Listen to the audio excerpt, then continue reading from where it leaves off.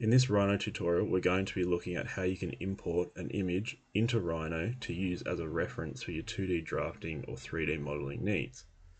This process is very simple. So what we're going to do is we're going to open our File Explorer, simply click, drag and drop our file into our top view, and then this dialog box will appear. And we can select picture, if it's a JPEG or PNG, press OK, and here we're prompted to choose the first corner of the picture. And this is generally all you want to do when bringing an image in. You can get more complicated with it, but it's very easy to rotate it and scale it afterwards. So I'm just going to do a rough estimate of how big I think I want this image. There we go.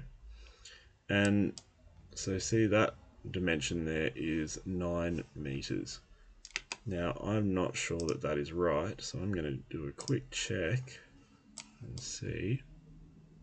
We can see it's about 800 mil, which is way too short. So to scale this, we can select it, type in scale, and now we have to select our base point.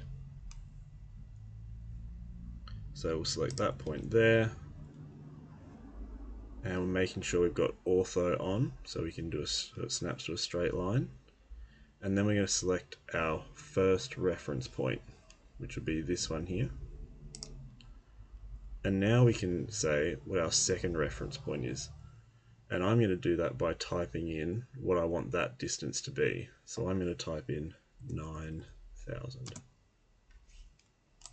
And now, if I double check that, we get 9,000 on the dot. And that's just a very quick way of how you can import an image to use as a reference. Thank you for watching. Please like, subscribe and comment if you found this tutorial helpful. Check out some of my other videos, lots of tips and tricks coming in the videos to come.